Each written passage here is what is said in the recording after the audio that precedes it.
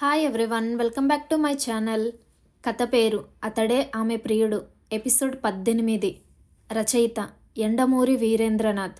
ఇక కథలోకి వెళ్తే, కమిషనర్ అశ్వత్థామ చిరాగ్గా పచార్లు చేస్తున్నారు. ఆ గదిలో ఉన్న పోలీస్ ఆఫీసర్లందరూ మౌనంగా నిశ్శబ్దంగా కూర్చొని ఉన్నారు. గట్టిగా ఊపిరి తీయడానికి కూడా వారికి భయంగా ఉంది. అయితే ఆ భయం తమపై అధికారిని చూసి కాదు, అక్కడున్న ప్రతివారి మనసులోనూ సిరిచందన ప్రస్తుత పరిస్థితే కదులుతోంది. కిడ్నాపర్ దగ్గర నుంచి ఫోన్ కాల్ రాలేదు. అక్కడ సిరిచందన బ్రతికి ఉందో, ఆమె ప్రాణాలు అప్పటికే పోయాయో ఎవరికీ తెలీదు. ఆ స్థితిలో ఎవరు మాట్లాడడానికి కూడా సాహసించలేదు.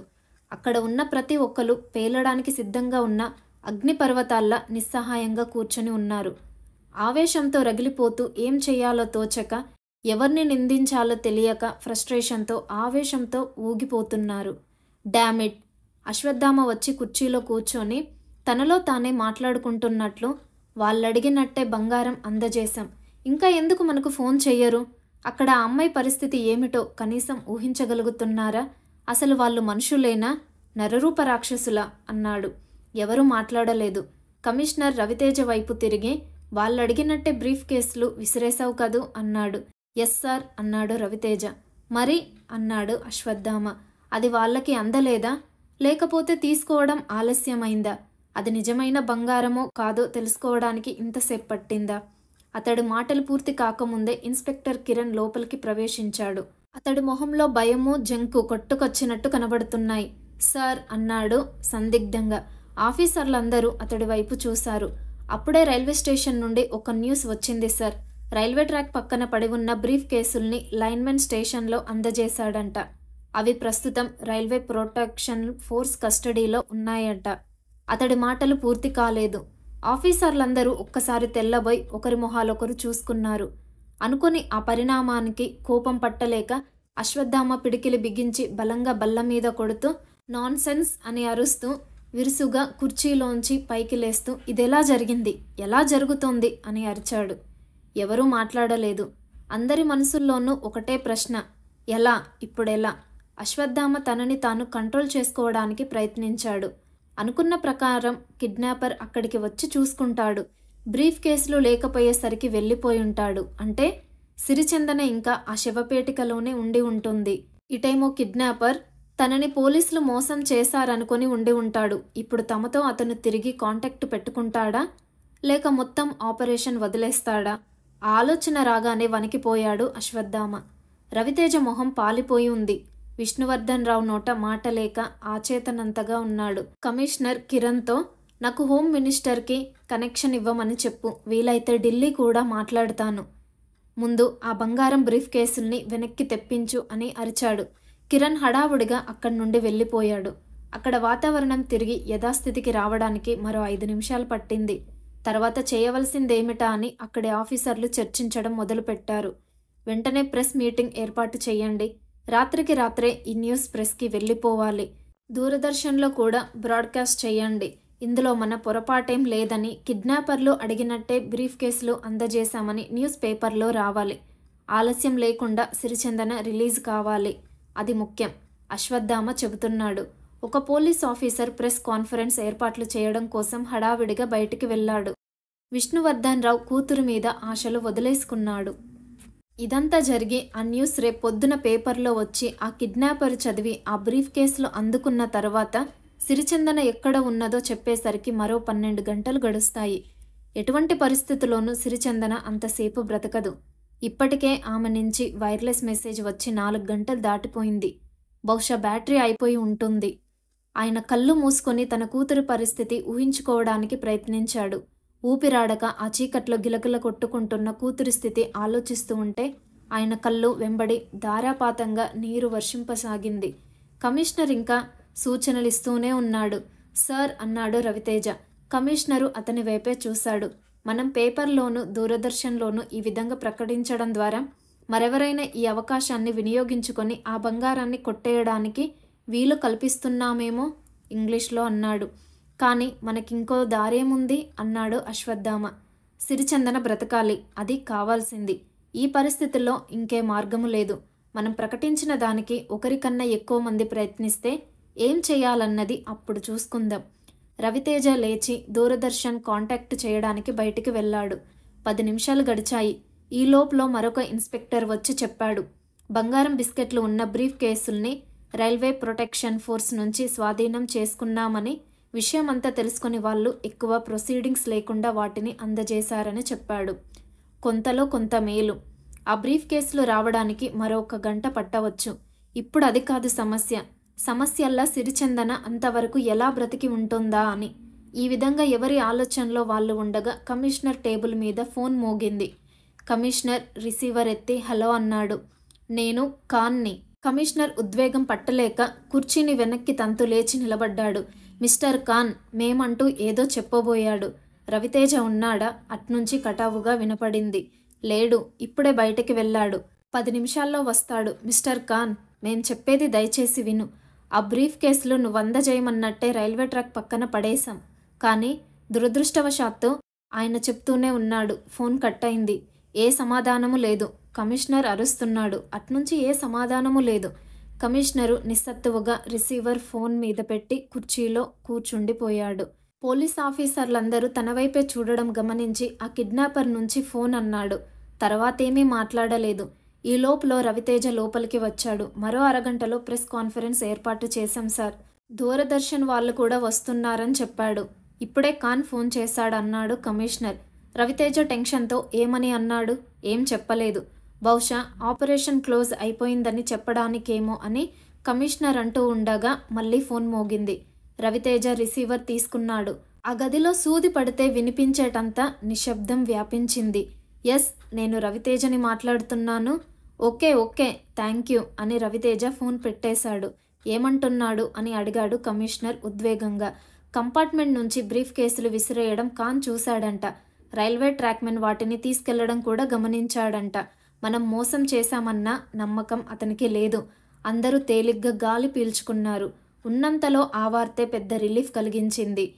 మరిప్పుడేం చెయ్యాలంట అని అడిగాడు కమిషనర్. అది మళ్ళీ చెప్తాడంట. షిట్, కమిషనర్ కోపంగా అన్నాడు. ఇది పిల్లి ఎలుక చెలగాటంలా ఉంది. సిరిచందన గురించి ఆ ఇడియట్ కొద్దిగానైనా ఆలోచిస్తున్నాడా? ఎవరూ మాట్లాడలేదు. కమిషనర్ రవితేజతో ఆ విలేకరుల సమావేశం క్యాన్సిల్ చేయించు. అనవసరంగా ఈ వార్త బయటికి పొక్కితే లేనిపోని న్యూసెన్స్ అన్నాడు. రవితేజ ఆ పని మీద వెళ్ళాడు. రాత్రి 9:30కి కిడ్నాపర్ దగ్గర నుంచి మరొక వార్త వచ్చింది. ఈసారి అది ఒక పత్రిక ఆఫీసులో అందజేయబడింది. కవరు మీద టు ది కమిషనర్ అర్జెంట్ అని టైప్ చేయబడి ఉంది. కమిషనరు సమావేశం ఏర్పాటు చేయడం, మళ్ళీ అది క్యాన్సిల్ కావడం, ఆ తర్వాత ఈ ఉత్తరం రావడం. దాంతో ఆ పత్రికల వారికి ఏదో జరుగుతోందని అర్థమైంది. కానీ ఏం జరుగుతుందో తెలియలేదు. వాళ్ళు ఆ కవర్ని వెంటనే పోలీస్ డిపార్ట్మెంట్కి పంపారు. దానికోసమే ఎదురు చూస్తున్నట్టు అశ్వత్థామ ఆతృతగా విప్పి చదివాడు. ఒక వైర్లెస్ సెట్ ఉన్న జీప్లో ఆ బ్రీఫ్ కేసుల్ని పంపండి. దాన్ని ఫ్రీక్వెన్సీ 074F2Bలో అడ్జస్ట్ చేయండి. వాటిని మహర్షి తీసుకురావాలి. అరకు రోడ్లో వస్తే ఆ బ్రీఫ్ కేసుల్ని ఎక్కడ అందజేయాలో వైర్లెస్లో చెబుతాను. మహర్షితో పాటు మరొక పోలీస్ ఆఫీసర్ని పంపించవచ్చు. క్షణాల్లో ఆ ఏర్పాట్లు జరిగాయి. మహర్షితో పాటు రవితేజని వెళ్ళమని కమిషనర్ ఇన్స్ట్రక్షన్స్ ఇచ్చాడు. కిడ్నాపర్కి బ్రీఫ్ కేసులు అందగానే అతడు సిరిచందన ఎక్కడ ఉన్నది ఆ వైర్లెస్ చెప్పవచ్చు. వెంటనే ఆమెని రక్షించడానికి రవితేజ కన్నా సరి అయిన వ్యక్తి మరొకరు లేరని కమిషనర్ భావించాడు. అదీగాక ఒక ఉరిశిక్ష ఖైదీని ఈ విధంగా పోలీస్ వ్యాన్ ఇచ్చి పంపడం చట్ట విరుద్ధం. కానీ అక్కడ ఒక మనిషి ప్రాణాలు ప్రమాదంలో ఉండడంతో మరేమీ ఆలోచించలేదు కమిషనర్. వీటన్నిటికన్నా ముఖ్యంగా రవితేజ వ్యాన్లో ఉన్నాడని తెలిస్తే బిస్కెట్ల మార్పిడి జరగదన్న నమ్మకం కిడ్నాపర్కి కలుగుతుంది. సరిగ్గా పావుగంట తర్వాత జీప్ బయలుదేరింది. ఉద్వేగం నిండిన హృదయాల్లో అందరూ వారికి వీడ్కోలు చెప్పారు. అందరి మనసుల్లోనూ ఒకటే ఆలోచన, అంతా అనుకున్నట్టే జరుగుతుంది.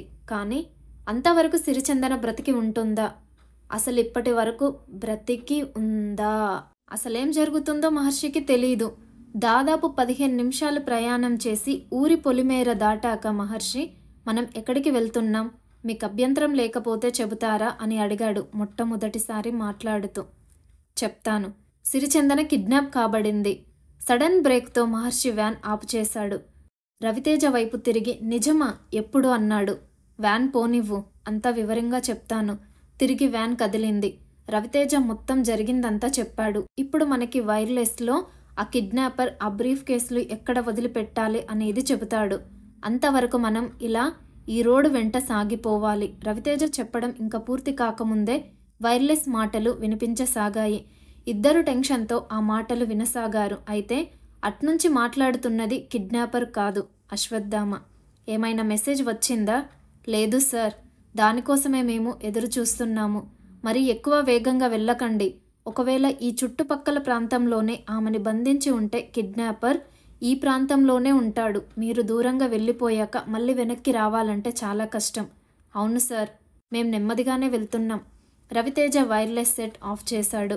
మహర్షి ఆ సంభాషణ ఏమీ వినడం లేదు. సిరిచందన పరిస్థితి ఎలా ఉండి ఉంటుందో రవితేజ చెప్తుంటేనే అతనికి కళ్ళ ముందు అదృశ్యం కదలాడింది. ఆమె నుండి చివరిసారి మెసేజ్ వచ్చిన 4 గంటలైంది అన్న నిజం అతన్ని కృంగదీస్తోంది. చేతులు యాంత్రికంగా వాహనాన్ని నడుపుతున్నాయన్న మాటే గాని మనసు మాత్రం అక్కడ లేదు. అతడి కళ్ళల్లో నీటి పొర అడ్డుగా నిలిచింది. తన మరణం ముందు కూడా దేవుణ్ణి ప్రార్థించని అతను ఈసారి ప్రార్థించాడు. భగవంతుడా, సిరిచందనని రక్షించు ప్లీజ్. మరణం మరికొన్ని నిమిషాల్లోకి వచ్చిందని సిరిచందనికి తెలిసిపోయింది. చెక్క పెట్టె లీక్ అయ్యి ఒక్కొక్క నీటి చుక్క లోపల పడడం ప్రారంభమై చాలాసేపైంది. ఇప్పుడు ఆ వాహనం మరింత వేగం పుంజుకుంది. ఆమె భుజాలు కాళ్ళు తడిసిపోయాయి. భరించలేని దుర్వాసన ఆ పెట్టెలో అలుముకుంటోంది. వీటన్నిటికన్నా ముఖ్యంగా లోపల గాలి బాగా వేడెక్కిపోయింది. నీటి చుక్కలు లోపల పడుతున్నా కూడా ఆ వేడి కొద్ది కొద్దిగా ఎక్కువ సాగింది. పెట్టె నుంచి బయట గాలి తీసుకుపోయే పైపులు బహుశా బ్లాక్ అయిపోయి ఉండవచ్చు. అందువల్ల ఆక్సిజన్ తగ్గిపోతున్న లక్షణాలు స్పష్టంగా కనపడుతున్నాయి. పోలీసులు గాని మరెవరైనా గాని వచ్చినా తనని రక్షిస్తారన్న ఆశ సిరిచందన పూర్తిగా వదిలేసుకుంది. ఎంత తక్కువగా లెక్క వేసినా తాను కిడ్నాప్ అయి దాదాపు 8 గంటలు పైగా అయ్యుంటుంది అన్న విషయం ఆమెకి అర్థమైంది. ఇంతసేపటి వరకు ఎవరూ రాలేదంటే బహుశా ఆ బ్రీఫ్ కేసులు కిడ్నాపర్కి అందజేయడం ఇష్టం లేకపోయి ఉండాలి. లేదా ఆ బ్రీఫ్ కేసులు తీసుకొని తనెక్కడుందో చెప్పకుండా కిడ్నాపర్ వెళ్ళిపోయి ఉండాలి. తను ఈ పేటికలో నుంచి ఎలా బయటపడుతుంది అని ఆలోచించడం లేదు సిరిచందన.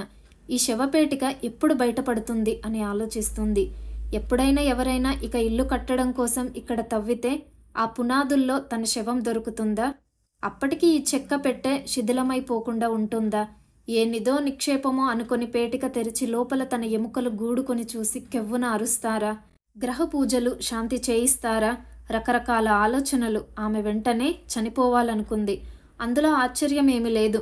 క్షణక్షణానికి ఆ పెట్టెలో వాతావరణం నరకప్రాయమవుతుంది. ఊపిరి తీయడం కష్టంగా ఉంది.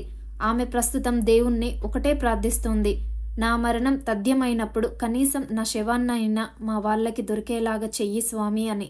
మరొక 5 నిమిషాలే 5 గంటల్లా తోచాయి.